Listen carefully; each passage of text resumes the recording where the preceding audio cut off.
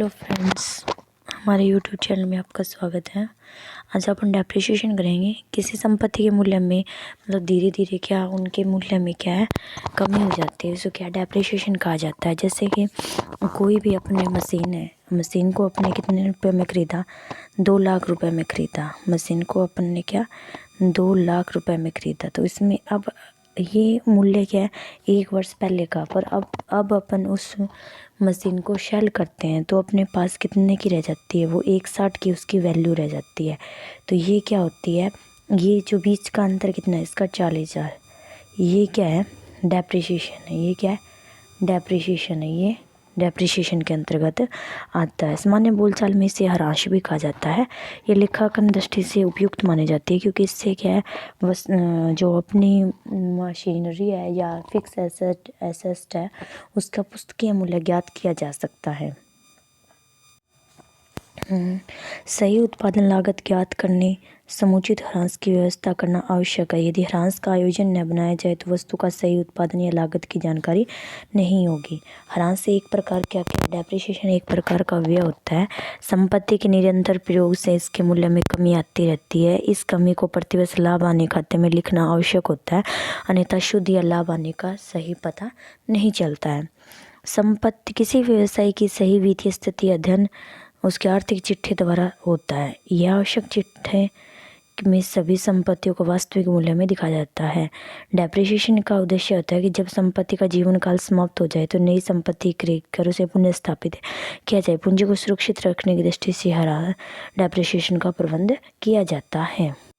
अब डेप्रिसिएशन को क्या कहाँ पर दिखाया जाता है, डेप्रिसिएशन किस पे लगती है, पहले तो ये देखना पड़ता है। ये स्थायी संपत्ति होती है उनके अंदर डेप्रिसिएशन लगती है, ठीक है।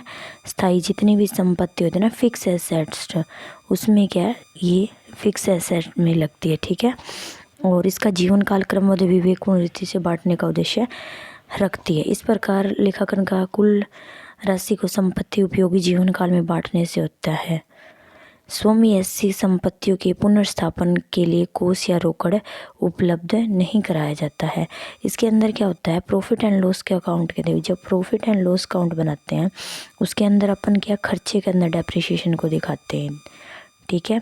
और इसके अंदर जो बैलेंस शीट बनाते हैं उसमें डेप्रिसिएशन को क्या है, जब अपन क्या बनाएंगे डेप्रिसिएशन को अपन क्या दिखाते हैं, जैसे एसेट्स हैं इधर लाइबिलिटी जाती है, इधर एसेट्स है।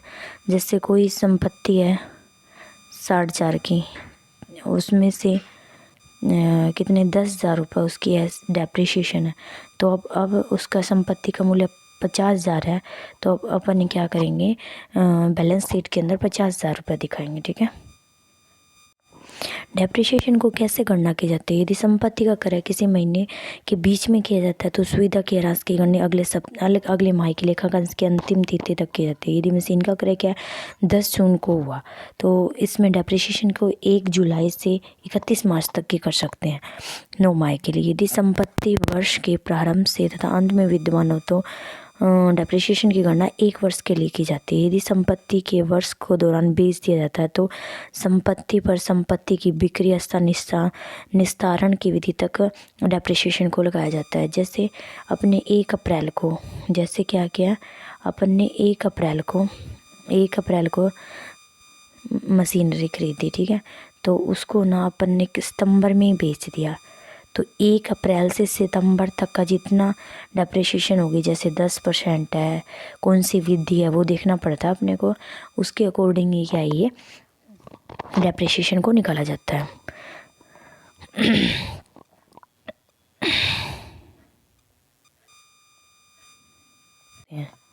डेप्रिसिएशन को कौन कौन सी विधि से निकाल सकते हैं, सरल रेखा विधि से, घटती हुई विधि से, वार्षिक से, डेप्रिसिएशन पॉलिसी मेथड से, बीमा इंश्योरेंस पॉलिसी मेथड से, रिवॉल्यूशन मेथड से, कार्य करने की इकाई से, मशीन घंटा पत्ती से, वर्ष की इकाई से, प्रयोग विधि द्वारा, उसमें विधि के द्वारा हम डेप्रिसिएशन